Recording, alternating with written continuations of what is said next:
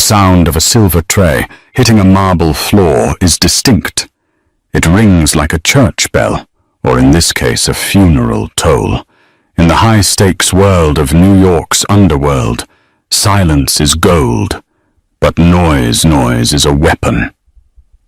When Elara Vance, a nobody waitress with shaking hands, leaned down to pour wine for Lorenzo Moretti, the most feared man on the East Coast, she didn't tremble out of fear.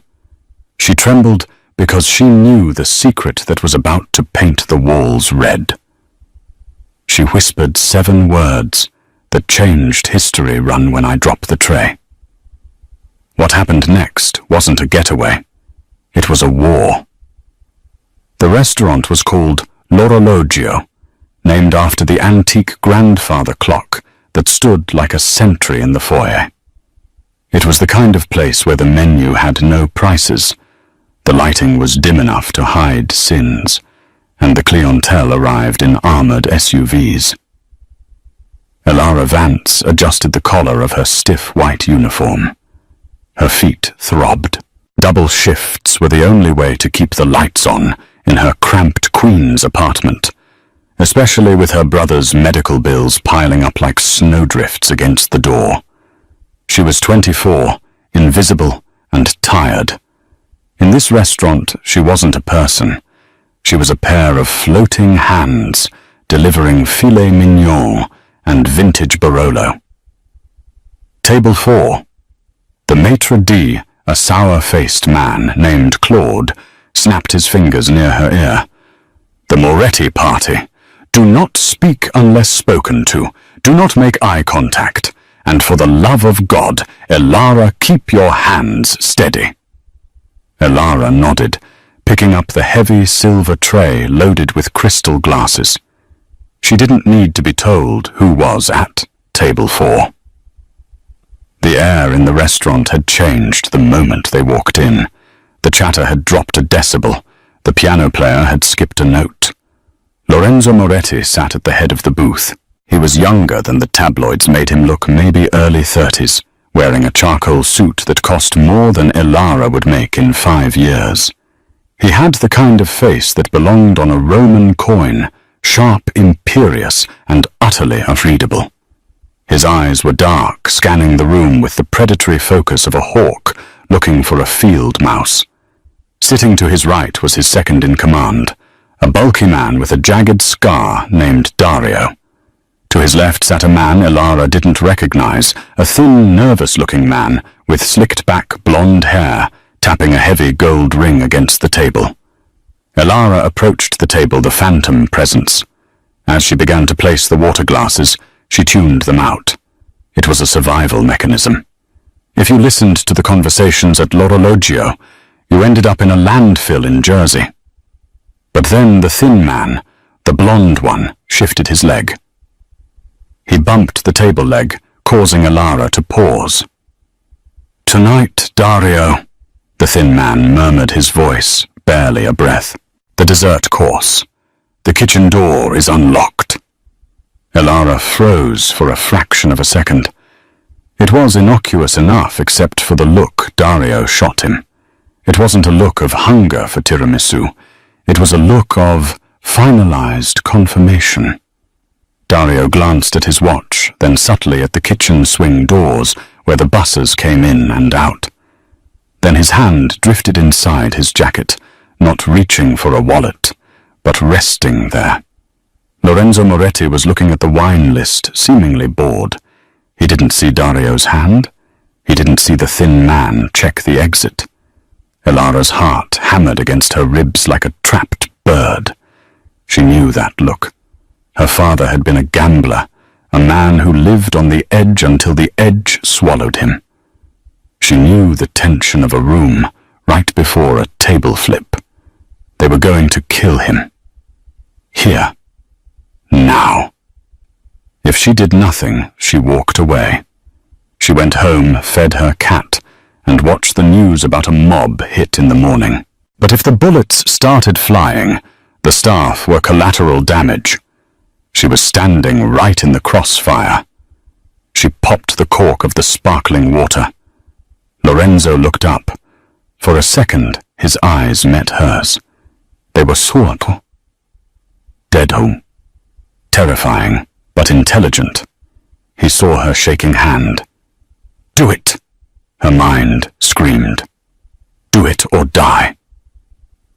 Elara leaned in to pour the water into Lorenzo's crystal goblet. She moved into his personal space, a breach of protocol that made Dario stiffen. More water, sir, she asked loudly for the table to hear. Then, as she leaned closer under the cover of the clinking bottle, she let out a breath of air that formed words only he could hear. Run when I drop the tray. Lorenzo didn't flinch. He didn't blink. He took a sip of water, his gaze locking onto hers with a sudden piercing intensity. He assessed her in a microsecond, the fear in her eyes, the sweat on her hairline, the sincerity. He was a man who survived on instinct, and his instinct just screamed danger. He set the glass down. He tapped his finger once on the tablecloth. Acknowledgement. Elara stepped back. Her legs felt like jelly. She looked at Dario. He was smiling now, a cruel, anticipatory smile. He pulled a pack of cigarettes from his pocket, signaling the thin man. Elara took a deep breath. She thought of her brother. She thought of the rent. She gripped the heavy silver tray with both hands. 1, 2, 3. She didn't just drop it. She threw it downward with force. The crash was cataclysmic. Heavy silver shattering crystal and water exploded against the marble floor with the violence of a grenade. The entire restaurant jumped. Heads turned. But Lorenzo Moretti was already moving. Before the echo of the tray hitting the floor had faded, Lorenzo had kicked the heavy oak table upward. The table slammed into the chest of the thin man, pinning him against the booth, just as he was drawing a suppressed pistol. A thwip-thwip sound tore through the tablecloth, burying bullets into the ceiling instead of Lorenzo's chest. Down! Lorenzo roared, his voice a baritone command that shattered the sophisticated veneer of the dining room. Chaos erupted. Dario, realizing the ambush was blown, scrambled backward, knocking over his chair. He pulled a matte black handgun from his jacket. Kill him! Now! He screamed, abandoning all subtlety. 2 diners at a nearby table stood up, drawing weapons. They were plants. The whole room was a kill box. Elara stood frozen, the adrenaline locking her muscles. She was staring at the broken glass, unable to process that she had actually done it. She expected to die. Suddenly, a hand made of iron clamped around her wrist. Move! Lorenzo yanked her down just as a bullet shattered the pillar behind where her head had been a second ago. He didn't let go. He dragged her behind the overturned table, using the heavy wood as a shield. Wood chips exploded around them as bullets chewed into the furniture. Why the hell did you do that? Lorenzo yelled over the gunfire, pulling a sleek silver beretta from an ankle holster Elara hadn't noticed. I don't know! She screamed back, pressing her hands over her ears. They were going to kill you at dessert. Review's gonna be terrible. Lorenzo grunted. He popped up, fired 2 precise shots, bang, bang, and ducked back down. A scream from the thin man confirmed a hit. Kitchen, now, Lorenzo ordered. He looked at her. Really looked at her. You know the layout? Yes. Lead. Stay low. If you stop, you die. They moved as a single unit, crouching low. Elara scrambled over the broken glass, her knees getting sliced, but she didn't feel the pain.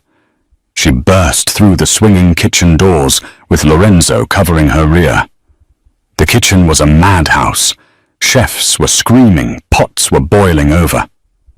Out the back, go! Lorenzo shouted at the staff, firing a warning shot into the ceiling to clear the path. The kitchen brigade scattered like roaches. Dario burst through the doors behind them. Lorenzo spun, firing blindly to suppress him. A copper pot exploded, showering them in marinara sauce. "The loading dock!" Elara grabbed Lorenzo's jacket, pulling him toward the heavy steel delivery doors. "My car is parked there." "Your car!" Lorenzo scoffed, reloading his weapon with a fluid, practiced motion. "I have an armored Mercedes out front. Your driver is dead, you idiot. I saw Dario text someone right before I dropped the tray." Lorenzo paused for a fraction of a second. The realization hit him. The betrayal was total. If the driver was compromised, the Mercedes was a coffin. "Lead the way, Waitress," he growled. They burst out into the cool, rainy night of the alleyway. The smell of wet garbage and ozone filled the air. Elara sprinted toward a beat-up, rusted 2008 Honda Civic. "You have got to be kidding me," Lorenzo muttered, looking at the dented bumper. "It runs, get in." Elara unlocked the door. Lorenzo dove into the passenger seat just as the kitchen door flew open again. Dario stood there, flanked by 2 gunmen. Elara turned the key. The engine sputtered. Come on, baby," she pleaded. "They're taking aim," Lorenzo shouted. He didn't shoot back. He was out of ammo. The engine roared to life with a sickly cough. Elara slammed it into reverse. The tires squealed against the wet asphalt. She didn't back away from them. She reversed toward them, swinging the back of the car around like a club. Dario jumped back to avoid being crushed against the loading dock. Elara shifted to drive and floored it. The Honda whined in protest, speeding down the alleyway as bullets sparked off the pavement and shattered the rear windshield. Glass rained down on them. Elara screamed, ducking her head but keeping the wheel straight. They burst out of the alley onto the main avenue, cutting off a taxi that honked aggressively. Elara wove through traffic, running 2 red lights, her heart rate hovering somewhere around lethal. She drove for 10 minutes in silence, taking random turns, checking the rearview mirror until the flashing lights of the restaurant were far behind. Finally, she pulled into a dark, abandoned construction site under a bridge, a place she used to go to smoke when life got too heavy. She killed the engine. The silence that filled the car was heavier than the gunfire. The rain hammered against the roof. Elara was hyperventilating. Her hands were shaking so hard she couldn't let go of the steering wheel. Lorenzo sat perfectly still. He checked the side mirror, then the front. He seemed unbothered by the fact that he was in a rusted Honda Civic, covered in drywall dust and glass. He slowly turned his head to look at her. The darkness of the car hid his eyes, but she could feel the weight of his stare. "You're bleeding," he said softly. Elara looked down. Her white uniform was stained red at the shoulder. A graze. She hadn't even felt it. She couldn't form words. Lorenzo reached into his jacket. For a terrifying second, Elara thought he was going to kill her. No loose ends. She braced herself. Instead, he pulled out a pristine white handkerchief and pressed it against her shoulder. His hands were warm, steady, and surprisingly gentle. "What's your name?" he asked, his voice low, lacking the aggression from earlier. "Elara," she whispered. "Elara Vance." "Well, Elara Vance," Lorenzo said, leaning back and staring at the rain dripping through the shattered back window. "You just saved the life of the head of the Moretti crime family. And in doing so, you just became the most hunted woman in New York City." He turned to her, a grim smile playing on his lips. "Drive. We have work to do." The silence in the Honda Civic was no longer empty. It was heavy, suffocating, filled with the metallic scent of adrenaline and copper. The rain in Queens had turned into a deluge, drumming a relentless rhythm against the roof, masking the sound of Elara's ragged breathing. Turn left here, Lorenzo said. His voice was calm, terrifyingly so. It wasn't the voice of a man who had just survived an assassination attempt. It was the voice of a man reading a grocery list. Take the bridge. We're going to Brooklyn. Carroll Gardens. Ilara's hands gripped the wheel until her knuckles turned white. The adrenaline was fading, replaced by a cold, shivering shock. The pain in her shoulder, previously just a dull throb, was now waking up, screaming for attention with every turn of the steering wheel. My brother, Ilara whispered, her voice cracking. I have to pick up his medication at 6. If I don't go home, if you go home... Lorenzo cut her off, staring out of the window at the blurred city lights. Dario will be waiting in your living room. He will peel your skin off just to ask where I am. You don't have a home anymore, Ilara. Not tonight. The brutality of the statement made her flinch. She looked at him in the rearview mirror. He was pressing the handkerchief to her shoulder, his eyes closed, his face a mask of concentration. He was calculating. Chess pieces were moving in his head. They drove for 40 minutes, navigating the back streets to avoid traffic cameras. Lorenzo directed her to a row of brownstones on a tree-lined street that looked too peaceful for the violence sitting in her passenger seat. Stop here. Keep the engine running for 10 seconds. If no lights turn on in the house across the street, kill it. They waited. The street remained dark. Inside, quickly! Ilara stumbled as she got out of the car. Her knees buckled, but Lorenzo was there instantly. He didn't grab her with the roughness of a criminal. He supported her weight with a firm, steady arm around her waist. For a man who dealt in death, his touch was surprisingly anchoring. They entered the brownstone. It smelled of lemon polish and stale air. It was a ghost house, a property owned by a shell company, kept fully furnished and empty for emergencies, just like this. Lorenzo locked the door, sliding 3 heavy deadbolts into place. He moved to the window, peering through the blinds before turning his attention to her. Kitchen. Sit on the counter. The light is better there. Ilara obeyed, her legs swinging uselessly as she hoisted herself onto the marble island.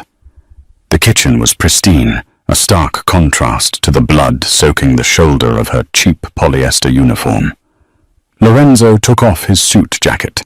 Underneath he wore a white dress shirt, now splattered with marinara sauce and specks of blood. He rolled up his sleeves, revealing forearms corded with muscle and a faint, faded scar running down his left wrist. He began rummaging through the drawers until he found a first aid kit that looked more like a military field trauma pack. This is going to hurt, he said, stepping between her knees to get a better look at the wound. He poured alcohol over a piece of gauze. The smell hit Ilara's nose, sharp and clinical. Why? She asked, her voice trembling. Lorenzo paused, the gauze hovering inches from her skin. Why is it going to hurt because alcohol burns? No. Ilara looked up, meeting his dark eyes. Why did you trust me in the restaurant? I could have been one of them. I could have been distracting you. Lorenzo stared at her. The distance between them was negligible. She could see the flecks of gold in his irises, the slight stubble on his jaw. You were shaking, he said softly. Assassins don't shake. Liars don't shake. Only people who are terrified, but doing the right thing, shake like that. He pressed the alcohol-soaked gauze to her shoulder. Ilara hissed, biting her lip so hard she tasted iron. Tears pricked her eyes, but she didn't pull away. She watched his hands. They were precise, surgical. He cleaned the graze, which was deep, but hadn't hit the bone. It needs stitches, he murmured. I can do it, but I don't have lidocaine. Just do it.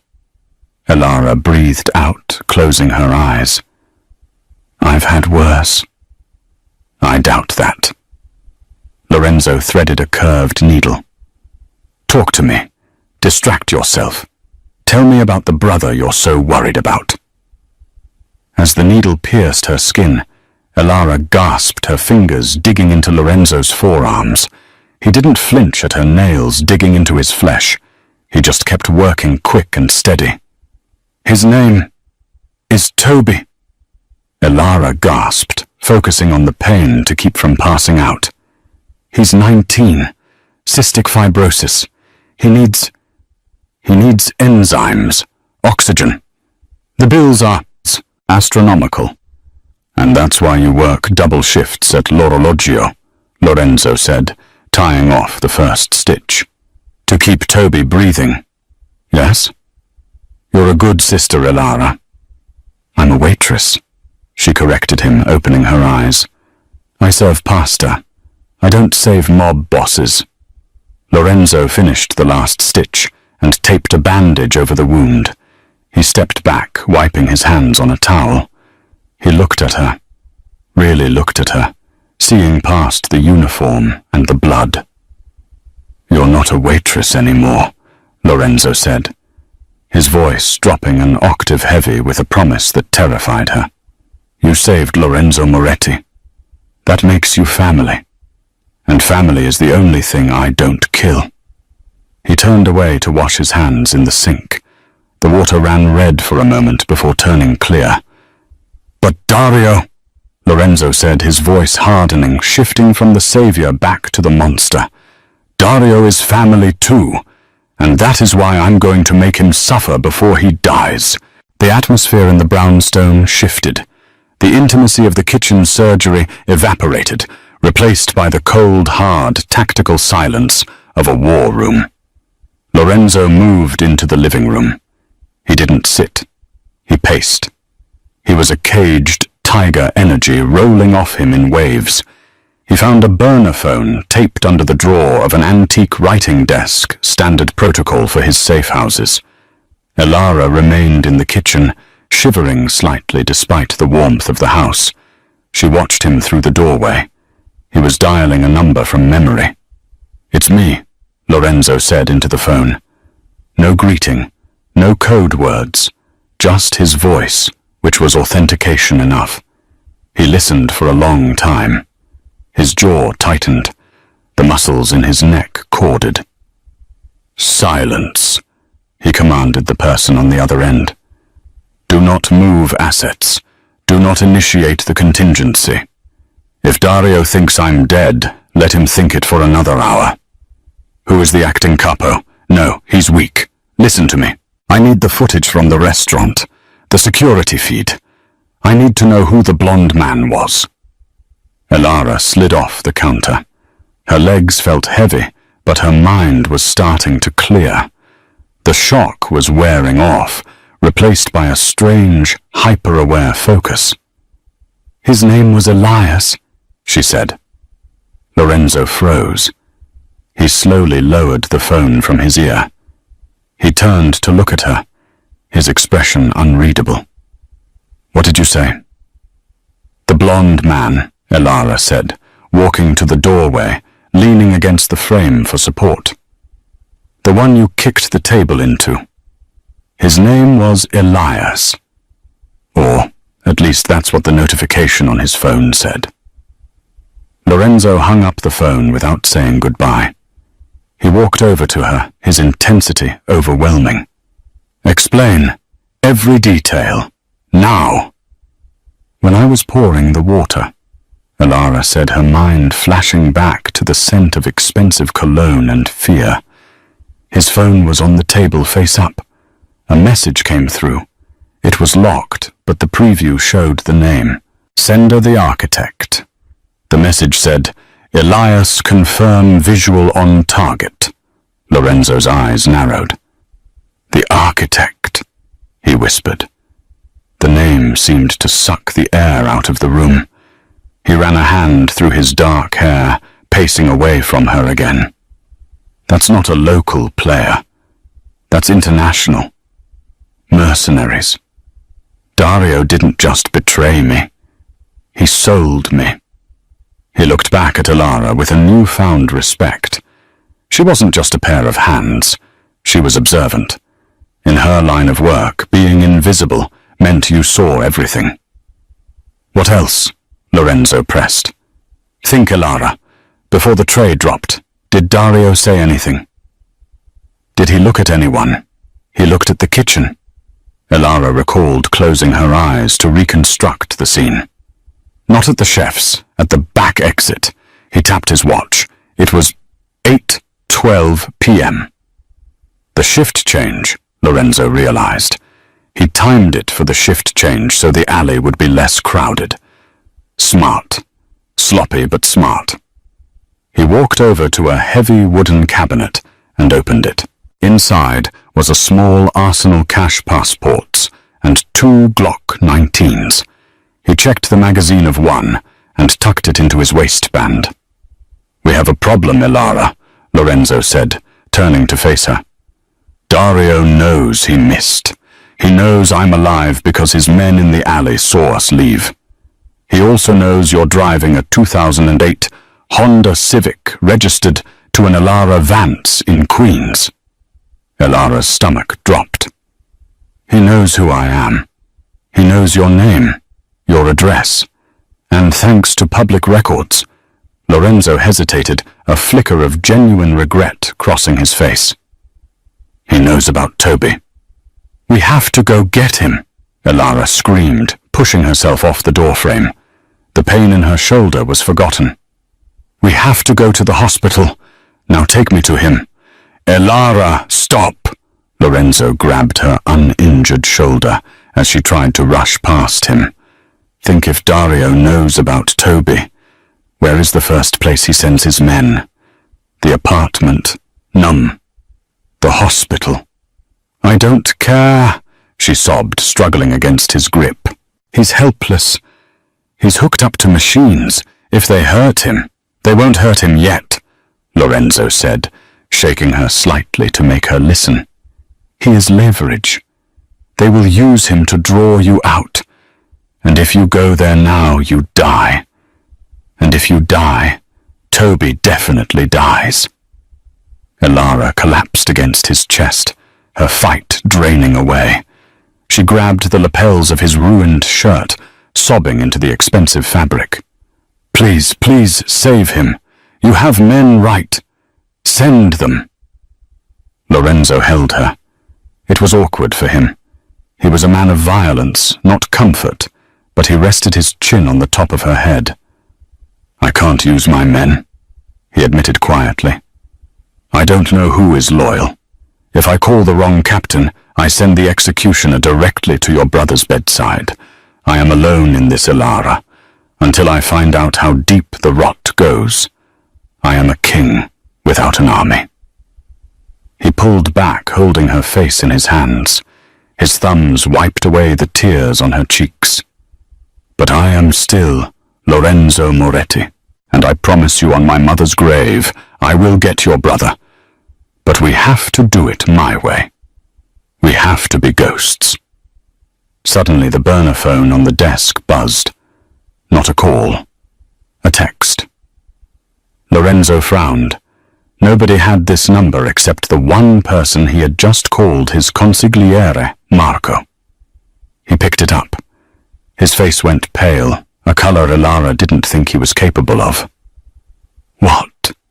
She whispered. What is it? Lorenzo turned the phone screen toward her. It wasn't a text from Marco. It was a picture. It was a grainy photo taken from a distance showing a hospital bed. A boy with pale skin and an oxygen tube was sleeping. Standing over him, smiling at the camera, was Dario. Below the image was a simple caption. The tray dropped, but the other shoe hasn't. Bring me the waitress Lorenzo, or I unplug the machine. Lorenzo looked at Elara, his eyes burning with a cold blue fire.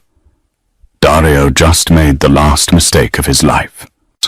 The image on the phone screen didn't just threaten violence, it promised an atrocity. Elara stared at the pixelated image of her brother. Toby looked so small in the hospital bed, a fragile collection of bones and translucent skin amidst a tangle of tubes. And there, standing like a dark reaper in a designer suit, was Dario. His hand wasn't on a gun, it was hovering over the power cord of the ventilator. Elara felt the floor of the brownstone tilt. The air left her lungs. He's going to kill him. He's going to turn it off. I have to go. She turned for the door blind, with panic fueled by a sister's primal instinct. Stop! Lorenzo didn't shout. He didn't move to block her. He simply spoke the word with such heavy, absolute authority that Elara's feet froze to the floorboards. If you walk out that door, Lorenzo said, his voice low and devoid of emotion. You act exactly as Dario predicts. You run to the hospital. You scream. You beg. And then Dario puts a bullet in your head and pulls the plug anyway, just to watch the light go out in your eyes before you die. Is that what you want? Elara spun around, her face wet with tears, her hands trembling. Then what do I do? That is my brother. He can't breathe on his own. Lorenzo. He can't run. I know. Lorenzo walked over to the desk and picked up the phone. He stared at the image not with fear, but with the cold, analytical gaze of a forensic scientist. Dario is arrogant. Look at the photo. He turned the screen to her. He's smiling. He's looking at the lens. He's enjoying the theater of it. But look behind him. Lorenzo zoomed in on the reflection in the glass partition of the ICU room. He's alone in the room. He has men in the hallway, surely. But inside he wants the intimacy of the kill. He wants to be the one to end it. Lorenzo set the phone down. He is baiting a trap, and we are going to walk right into it, but not as prey. He moved toward the hallway, gesturing for her to follow. They descended a narrow flight of stairs into the basement. It wasn't a storage cellar. It was a reinforced concrete bunker. Along one wall, a metal rack held weapons that looked terrifyingly professional. Lorenzo began to strip off his ruined dress shirt. He moved with efficiency, ignoring Elara's presence, as he changed into a black tactical turtleneck and dark, heavy canvas trousers. He pulled a Kevlar vest over his head, tightening the Velcro straps with a sharp rip-rip sound. Elara, he said, his back to her as he loaded a fresh magazine into a matte black pistol. You know the hospital. You've spent months there. Every day, she whispered, watching the transformation. The elegant businessman was gone. The warlord had arrived. The ICU is on the 4th floor, Lorenzo stated. Standard access is the elevator bank and the main stairwell. Dario will have eyes on both. Where are the blind spots? Elara closed her eyes, forcing herself to visualize the hospital, not as a place of healing, but as a blueprint. The laundry chutes, she said softly, and the service elevator for the bio-waste. It requires a key card, but the staff leave the loading dock doors propped open for smoke breaks around 9 p.m. That's in 20 minutes. Lorenzo turned to her. He picked up a small, serrated knife in a leather sheath and held it out. Take it. Elara stared at the weapon. I can't use that. You hope you don't have to, Lorenzo corrected her. But tonight, the world is not polite. Tonight, the world is sharp edges. If someone grabs you, you don't ask them to stop. You make them let go. Elara reached out. Her hand shook, but she took the cold leather of the sheath. It felt heavy, heavier than a tray of drinks. It felt like a sentence. She clipped it to the waistband of her uniform pants hidden beneath her apron, which she refused to take off. It was her armor. Lorenzo grabbed a heavy black trench coat and threw it on, concealing the vest and the holsters. He looked at her, his dark eyes softening for the briefest of seconds. "I cannot promise you that Toby survives," he said, the brutal honesty hanging between them like smoke. "But I promise you that Dario will not leave that room alive." "Why?" Elara asked, her voice barely a whisper. "Why risk everything for me? You could disappear. You have money. You could run." Lorenzo paused at the bottom of the stairs. He looked at his hands, hands that had done terrible things. Hands that now held the keys to her brother's life. "Because you dropped the tray," he said simply. "In a world of Styx, you were the only one who hissed a warning. I don't owe debts, Elara, but I pay them." He opened the basement door, leading to the rear garage. "Let's go hunting." St. Jude's Hospital loomed against the night sky like a fortress of glass and concrete. The rain had stopped leaving the streets, slick and black, reflecting the red neon of the emergency room sign. Lorenzo parked the battered Honda Civic 3 blocks away in the shadow of a railway bridge. They walked the rest of the distance in silence, keeping to the dark patches between streetlights. Lorenzo moved differently now. In the restaurant he had walked with the arrogance of ownership. Now he moved with the silence of a predator. He checked corners before turning his body angled to shield Elara. "The loading dock," Lorenzo whispered as they approached the rear of the massive building. Elara nodded. Her heart was hammering against her ribs, so hard she thought it would crack the bone. The smell of the hospital hit her before they even entered that mixture of industrial bleach exhaust fumes and damp cardboard. Sure enough, a heavy steel door was propped open with a plastic crate. 2 orderlies were standing outside smoking cigarettes, complaining about their shift supervisor. Lorenzo pulled Elara into the shadows of a dumpster. "Wait." He waited for the orderlies to flick their cigarettes into a puddle and head back inside. The moment the door began to swing shut, Lorenzo moved. He was a blur of black motion, catching the door before it clicked into the lock. He waved Elara forward. They slipped into the humid warmth of the hospital's underbelly. The corridors here were grey concrete, lined with pipes that hissed and clanked. It was a labyrinth of laundry carts and hazardous waste bins. "Elevator," Elara whispered, pointing to a scuffed set of steel doors at the end of the hall.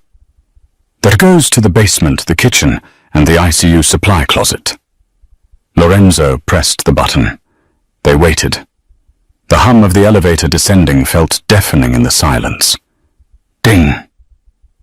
The doors slid open. It was empty. They stepped inside.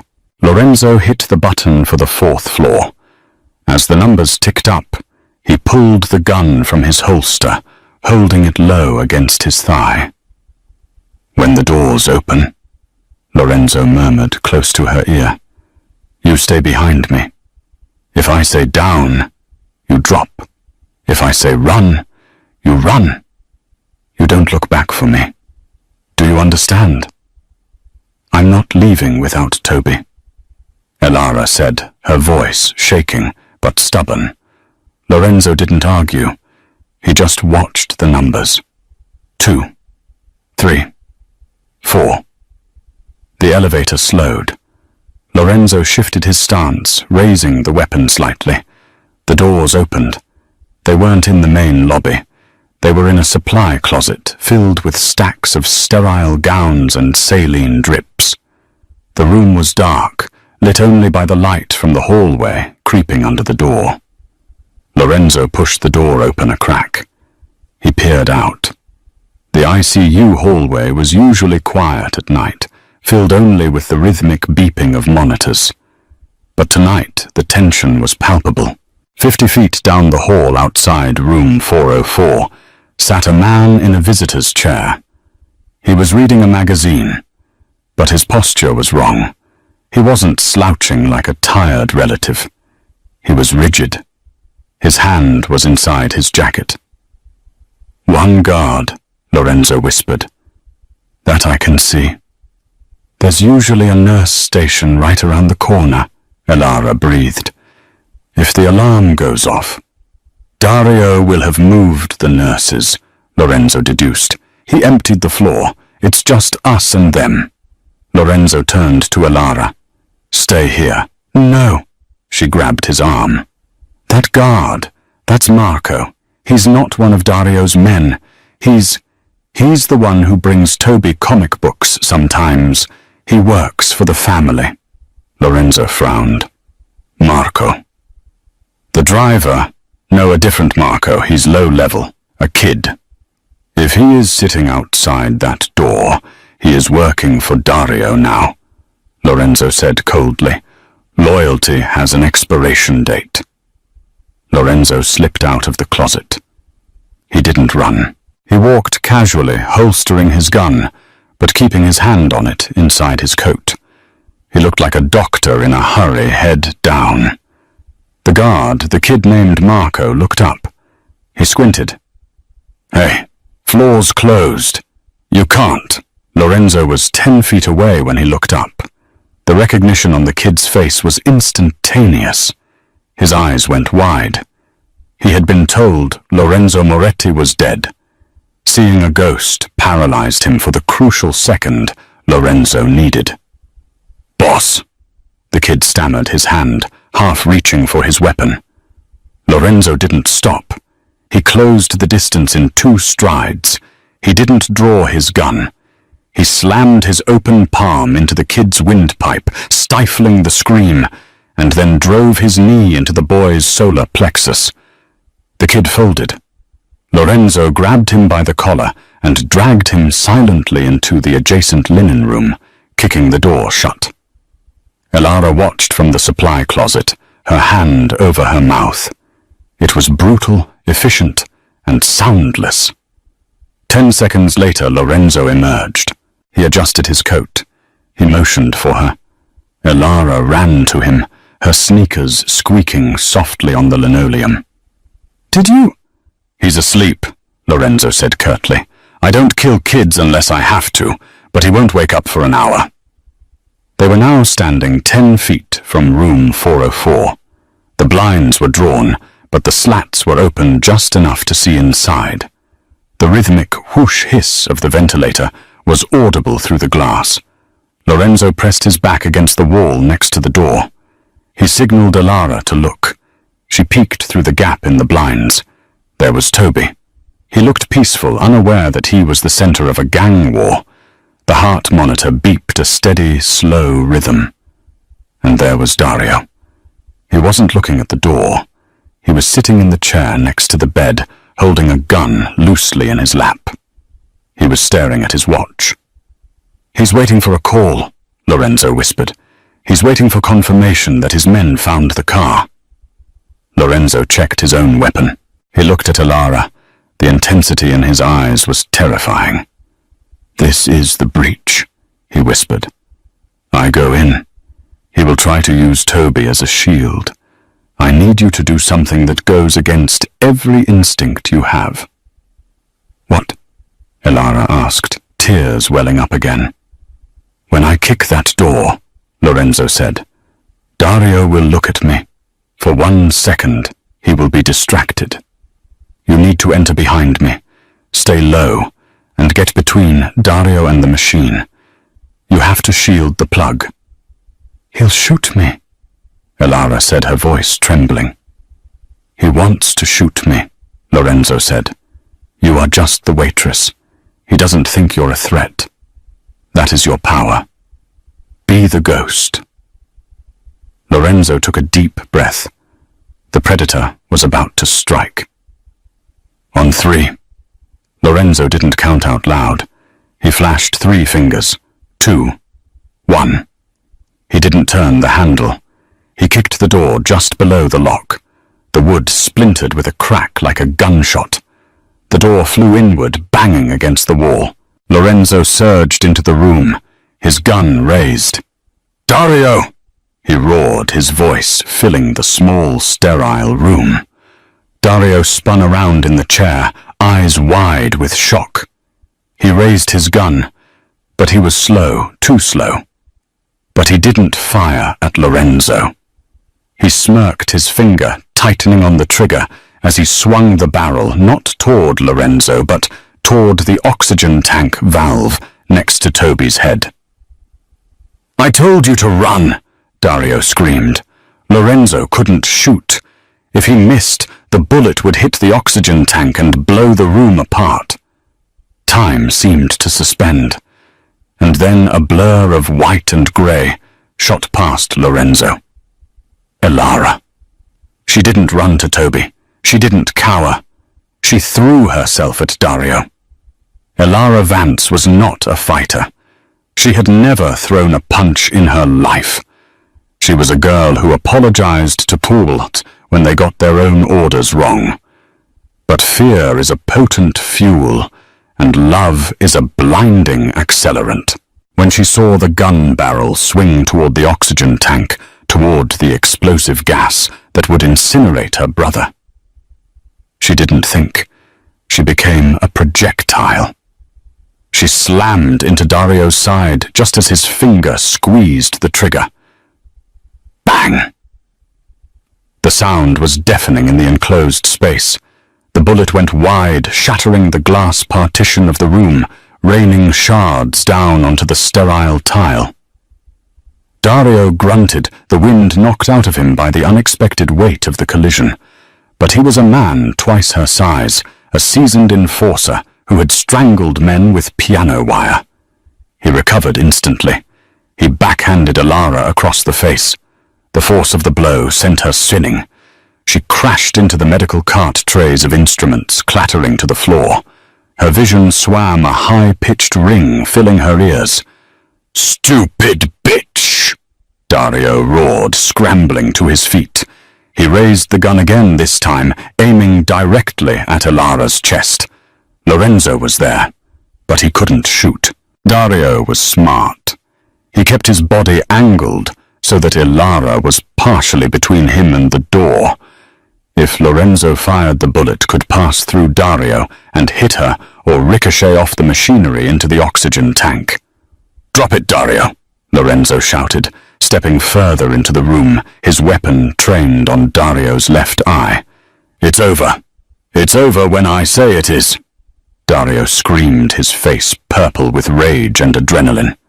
He grabbed Elara by her hair, yanking her up as a human shield.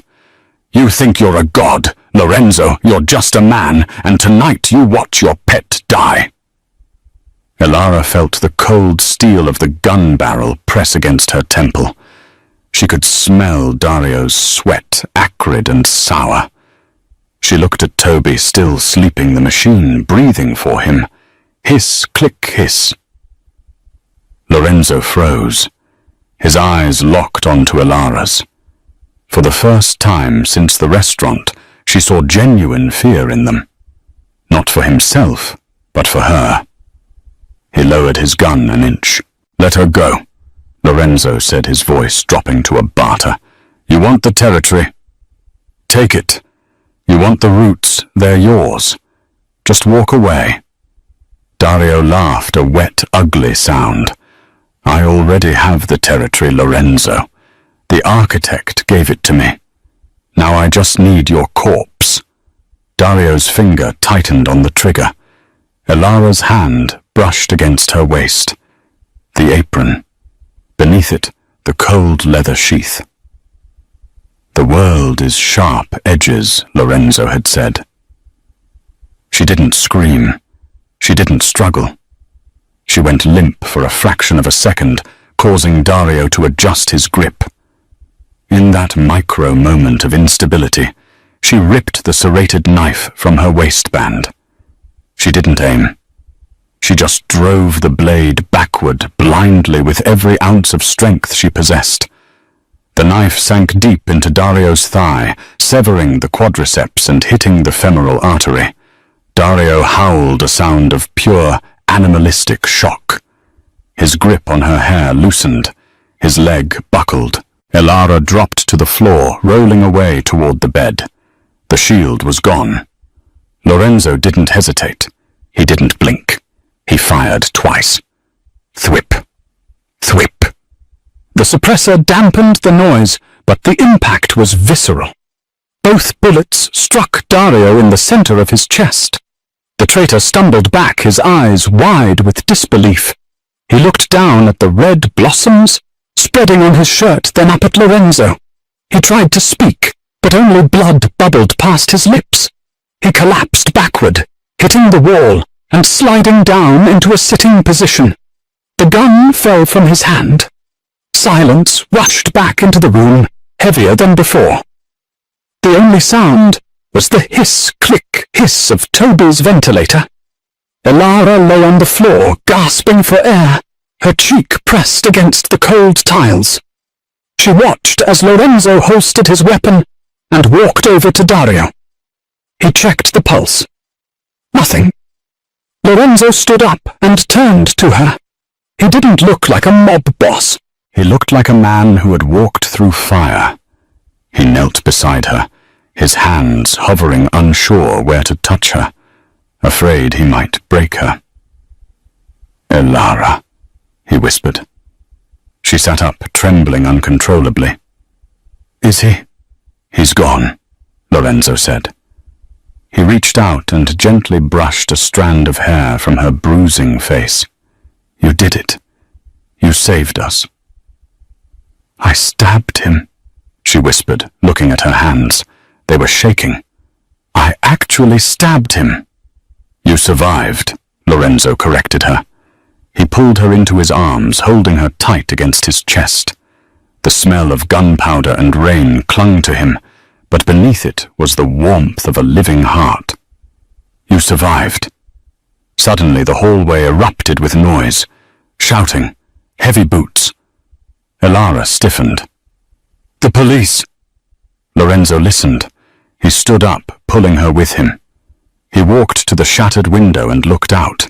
Down on the street, black SUVs were screeching to a halt, boxing in the police cruisers that were just arriving. Men in dark suits were pouring out, forming a perimeter. Lorenzo turned back to her, a grim smile playing on his lips. "Not the police," he said. "My men, the loyal ones. Marco came through." The door to the room burst open. But it wasn't enemies. It was the older Marco Lorenzo's consigliere, flanked by 4 armed guards. They saw the body of Dario, the shattered glass, and their boss standing amidst the wreckage. Marco looked at Dario's body, then at Lorenzo. He bowed his head slightly. "Don Lorenzo, the architect's men have been intercepted at the bridge. The family is secure." Lorenzo nodded. He didn't look at his men. He looked at Elara, then at the sleeping boy in the bed. "Secure this floor," Lorenzo commanded. "Get a private medical team here immediately. Not hospital staff. Our doctors. This boy is to be moved to the penthouse suite at the plaza. Full ICU set up. If he so much as coughs, I want to know about it." "Yes, boss," Marco said. He looked at Elara with new eyes, not as a civilian, but as someone who stood in the fire. "And the girl," Lorenzo placed a hand on Elara's shoulder. It wasn't a claim of ownership. It was a shield. "The girl," Lorenzo said, his voice echoing with finality, "is with me."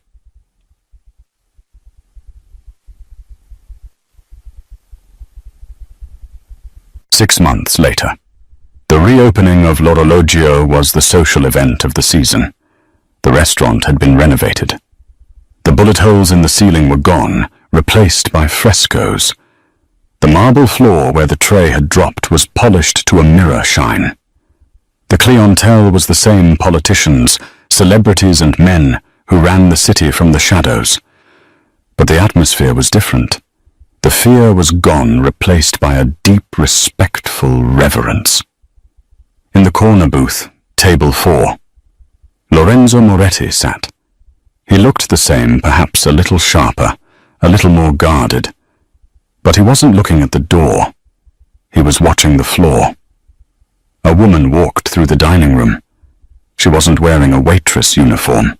She was wearing a midnight blue gown that flowed like water.